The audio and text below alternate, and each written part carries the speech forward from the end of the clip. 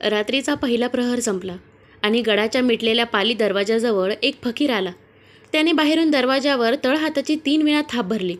आतल्या देवडीवाला ऐकून जाईल अशा बेताने तो जाड घोगऱ्या आवाजात म्हणाला, आईचा भूत्या, रानाचा वारा तो परवलीचा बोल होता. देवडीवाल्याने तो बोल कान देऊन ऐकला आणि दरवाजाची दिंडी खुली केली. फकीर घाईने आत घुसला. तरा चालत तो पद्मावती माचीवर आला. सिदोजी थोपट्यांनी फकीराला ओळखले. तो होता हुन्नरबाज खबरगीर विश्वास नानाजी मुसेखोरेकर. सिदोजी आणि विश्वास राजगडाच्या बालेकिल्ल्यावर आले. सिदोजींनी जिजाऊंना आपण येत असल्याची वर्दी दिली. जिजाऊ आपल्या महालात शंभूबाळांशेजारी घेऊन बसल्या होत्या. दिवसभराच्या चिंता तापाने त्यांचा चेहरा ओढला होता. चिरागदानाच्या प्रकाशात तो विचित्र दिसत होता. सिदोजी आणि विश्वास जिजाऊंच्या महालात गेले. एका फकीराला सिदोजी संगती पाहून जिजाऊ थरकल्या. त्या मंचकावरून तडकन उठल्या. सिदोजीने व विश्वासने त्याला अदब मुजरे केले. जिजाऊ क्षणभर गोंधळल्या. दुसऱ्याच क्षणी त्यांनी विश्वासला ओळखले. भीतीने थरथरत त्या खेचल्या आवाजात कसेबसे म्हणाल्या, विश्वास. मुजऱ्यासाठी वाकलेला विश्वास ताठ खडा झाला. दूर धावणी घेऊन आलेल्या विश्वासच्या उसळत्या तोंडातून मावळी रांगडे बोल उसळले. मासाहेब, त्वांड ग्वाड करा. जगदब्बेनं तारलं समद्यांसनी. राजांनी चालाखीनं खानाचा सैफ फोडला. वाघनख्या चालवून धन्यांनी खानाचा पोटला बाहेर काढला. संभाजी कावजीनं खानाची गर्दन तेगीच्या एका फटक्यात धुडकावून केलं. खानचं गर्दन प्रतापगडाच्या सदरवर हाय. धड जनींच्या टेंब्यावर गडाच्या पायथ्याला धूळ खात पडलंय. खानाचा पराभवाचा 12,000 तळजेदे सिलिंबरकर भोसले पासलकरांनी येर गाठून टाकलाय. हातोहातीच्या हत्यार चालीला जावळी खोऱ्यात त्वांड फुटलंय. सरलष्करांची घोडी वाईच्या रोखानं दौड घेत गेल्यात. खान समद्या जमेतिनीशी पार बुडाला. आपली फते झाली. विश्वासचे बोल ऐकताना जिजाबाईंच्या डोळ्यातून सरसर आनंदाने अश्रू ओघळू लागले. मागे वळून शंभूंच्या कानशिलाजवळ हाताची बोटे नेत ती जिजाऊंनी आपल्या कानशिलाजवळ आणून मोडली. शंभूंना उचलून घेत त्या विश्वासला म्हणाल्या, विश्वास, सदरेवर चल. तुझ्या या खबरीची कदर आम्ही करणार आहोत. उचलून घेतलेल्या बाळराजांना जिजाबाई न राहून म्हणाल्या, खान म्हणजे काय म्हणून विचारता?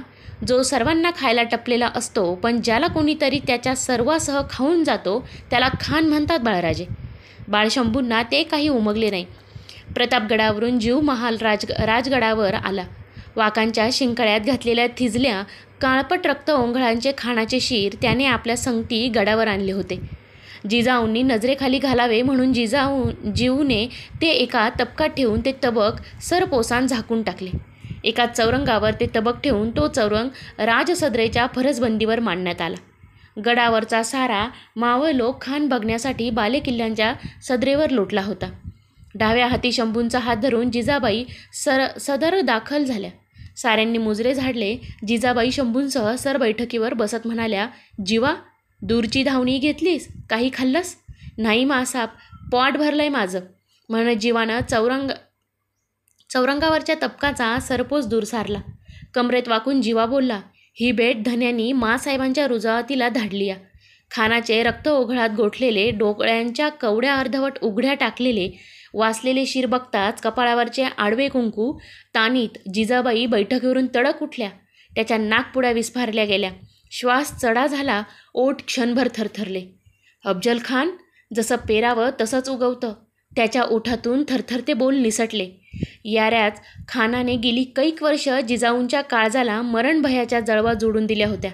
क्षणभरातच जिजाऊंनी आपला संताप सावरला. पुन्हा बैठकीवर बसत त्यांनी आज्ञा केली, हे शीर पिंजऱ्यात घालून गडाच्या पाली दरवाजाच्या कोनाड्यात ठेवा. 18 कारखान्यांचे लोक त्यांचं दर्शन घेतील. त्याची पूजा करून इत्मामानं त्यांचा दफन करा. गनिम संपला, गनिमी संपली. जिजाबाईंच्या तर्फेला बसलेला शंभूबाई डोळे ताणून केव्हाचे खानाच्या शिराकडे एकटक बघत होते. अनेक सवालांचे पलो ते त्यांच्या मनात खडे झाले. आबा, या खानाच्या भेटीला गेले होते. त्याला हातपाय काहीच नसता त्यांनी त्याची भेट कशी घेतली असेल? थोरल्या आऊ म्हणाल्या, जो दुसऱ्यांचा खायला टपतो पण ज्याला कुणीच खात नसतो तो खान. मग त्यांनी हे का नाही सांगितलं की ज्यास हातपाय नसतात ते नुसते मुंडके म्हणजे खान? जो घोड्यावर मान न घेता तबकावर बसतो तो खान. शेवटी न राहून बाळराजांनी जिजाबाईंना विचारलेच. धाराऊ म्हणत होती, खान मोठा आहे तर मग हा एवढाचा कसा? त्यांच्या अचानक सवालाने सारी सदर हसली. बाळराजे गोंधळून गेले. जिजाऊ त्यांच्या खांदा थोपटीत शांतपणे म्हणाल्या, तुमच्या आबांनी जमला तेवढा खान आणला, तुम्ही याहून मोठं आणा. शंभूबाळांना ही तोड मात्र मनोमन मानवली. जिजाबाई आता राजांच्या परतीच्या वाटेवर नजर जोडून होत्या. अफजलला गर्दीस मिळविणारे शिवबाराजे त्यांना डोळाभर बघायचे होते. शंभूबाळांना आपल्या आबासाहेबांना कैक शंका सवाल विचारायचे होते, पण राजे राजगडाकडे परतलेच नाहीत. खरा सेनापती एका यशाच्या दहशतीच्या पाठबळावर दुसरे अनेक विजयी गाठीशी बांधित जातो. राजांनी तोच बेत आखला. प्रतापगड सोडून ते वारेजोड घोडदळानिशी आदिलशाही मुलखावर उतरले. राजे दौडू लागले आणि त्यांच्या मांडेखालच्या घोड्यांच्या टापांखाली विजयाच्या सलग मुद्रा उमटत चालल्या. खटाव, मायनी, रामपूर, कलेढोण, वाळवा, अष्टी, कर्हाड अशी ठाणी दास्तानी लावीत नेरले, कामेरी, 32 शिराळा, पारगाव, कोडोर्ली मार्जे राजे पन्हाळावर मुक्काम ठेवून कोल्हापुरात घुसले. पुरता राजगड आता आनंदसागरात न्हाऊन निघाला. राजांच्या जिंकत्या मोहिमांच्या खबरांवर खबरा रोज गड दाखल होत होत्या. राजांच्या रूपात गडावर असणाऱ्या शंभूबाळांचे कौतुक राणीवशातील राण्यांचा आढीला लागले. एके दिवशी खासे महालात साऱ्या राण्यांचा वेढ्यात शंभूबाळ बसले होते. त्यांनी सोयराबाईंना सवाल केला, बाळराजे, तुमच्या गळ्यातील कंठ आम्हास द्याल? हो, कंठा देऊ, पण कवड्यांची माळ नाही देणार आम्ही, बाळराजे उत्तरले. ते का? सोयराबाईंनी विचारले. थोरल्या आऊ म्हणतात, आम्हा भोसल्यांचा खरा दागिना कवड्यांची माळ. गळ्याभोवती माळेच्या कवड्यांचा फेरा असला की मनास खोडा पडत नाही, पाय वाकडा जात नाही. त्या उत्तराने सोयराबाई गंभीर झाल्या. पुतळबाई मात्र हरखून गेल्या. त्यांनी शंभूबाळांच्या कानातील चौकड्यांजवळ हातांची बोटे लावून ती पुन्हा माघारी घेत आपल्या कानशिलाजवळ नेत कटकन मोडली. चैत्राचे सरते दिवस आले. राजगड सोडून राजांना आता 6 महिने लोटले होते. जिजाबाई पावसाळ्यापूर्वी राजे परतणार या मोहऱ्याने वाट बघत होत्या आणि एक दिवस त्यांच्या खाजगीच्या कारभाऱ्यांनी त्यांना वर्दी दिली. जासुदाचे नाईक बहिर्जी आले आहेत. जिजाबाई शंभूबाळांना हात धरून बहिर्जीला भेटण्यासाठी सदरेवर आल्या. जोहार केलेला बहिर्जी त्यांच्यासमोर गर्दन पाडून उभा होता. त्यांची गर्दन वर उठत नव्हती. जबान कशी खुली करावी हे त्याला उमगत नव्हते. शेवटी जिजाऊंनी जाणवणाऱ्या जरबे त्याला विचारले, नाईक, जबान बंद का? कोण मामला आहे, बोला, आमचा अंत पाहू नका. आपले तोंड ओंजळीत झाकत बहिर्जी भरल्या भरड्या आवाजात कसे तरी बोलला. घात झाला मासाब. हबशी जव्हरच्या वेड्यात महाराज पन्हाळगडावर फसलं. गनिमानं गडाला लई घट्ट घेर टाकलाय. नाईक, जिजाबाई कशा तरीच ओरडल्या. त्यांचे अंग ताठरले. त्यांच्या मातेच्या मनाला कितीतरी कुशंकांचा क्षणात वेढा पडला. नकळतच त्यांनी शेजारी बसलेल्या बाळराजांना जवळ बिलगते घेतले. त्यांचा थरथरता हात बाळराजांच्या पाठीवरून फिरू लागला. भिरभिरते मन पन्हाळगडाभोवती घिरट्या घेऊ लागले. काळजात कैक कड दाटून आले. किती मरणांना बागल देत आमच्या शिवबाराजांनी दौडावं. सुखाचा मागं धरून किती संकटच जिंदगीभर त्यांच्या मागं हात धुवून लागावीत. राजे, वेड्यात तुम्हीच नाही तर आमचं सारं आऊपण फसलंय. तुमच्या या शंभूबाळांचं फर्जतपण वेड्यात फसलंय. उभी मराठी दौलत वेड्यात फसलीये, काय करावं? काहीच न बोलता जिजाबाई सर बैठकीवरून उठल्या आणि शंभूबाळांचा हात धरून जडावल्या पावलांनी आपल्या खाजगीच्या महालाकडे निघून गेल्या.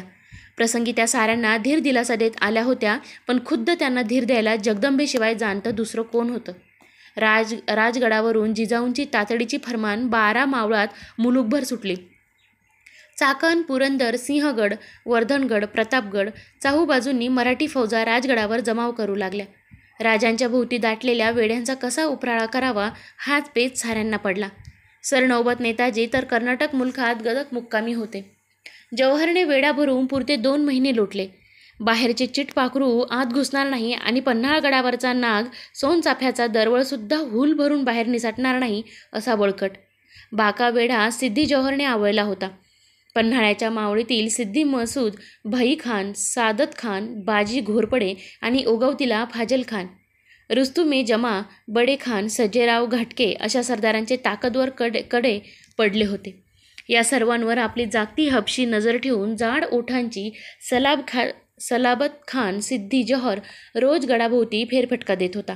सह्याद्रीचा सिंह हबशी तरसांच्या आणि देशी लांडग्यांच्या कोंडाळ्यात अडकला होता. नेताजींची वाट बघून थकदिल झालेल्या जिजाबाई खाशा पन्हाळाचा वेढा फोडायला तयार झाल्या. पडत्या पावसात घोड्यावर खोगिरे चढली. जिजाऊंनी कमरबंदाजवळ म्यानमंद तलवार जडली.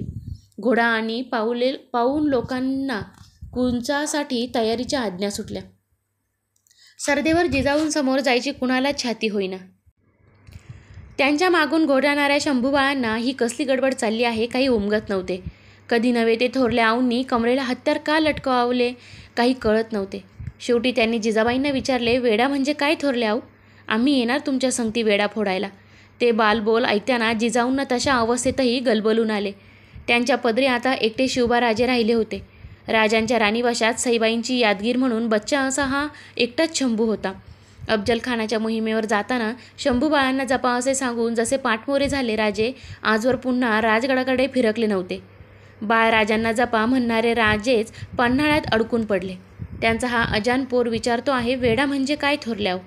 दोन्ही हातांचा वेढा घालून शंभूबाळांना जवळ घ्यावे आणि ज्यामुळे चालत्या गाड्याला खीळ बसते आणि मागे राहिलेल्या आमच्यासारख्या कबिल्यांच्या काळजाला पीळ पडतो त्याला वेडा म्हणतात बाळराजे, असे जिजाऊंनी म्हणावेसे वाटले. पण त्यांनी आपल्या नातवाला काही सांगितले नाही. बाळराजांकडे बघताना मात्र जिजाबाईंना हरबट ज्योतिषांच्या भाकीत बोलाची याद आली. आप्तगणांकडून फसला जाण्याचा योग दिसतो या कुंडलीत आणि उगाच जिजाबाईंना वाटले, आता आपण गड उतरलो की तुम्हाला फसविणाऱ्या सर्वात मोठ्या आप्तांपैकी आम्ही एक होऊ. आता जिजाऊ कुणालाच काही सांगू शकत नव्हत्या. समय सांगण्याचा नव्हता, सरसावण्याचा होता. वेळ घोळ घालण्यापेक्षा मेळ घालण्याची होती. तर मित्रांनो, पुढच्या व्हिडिओमध्ये नक्कीच कळेल जिजाऊ माता काय करतात आणि पन्हाळगडापर्यंत पोहोचतात की नाही.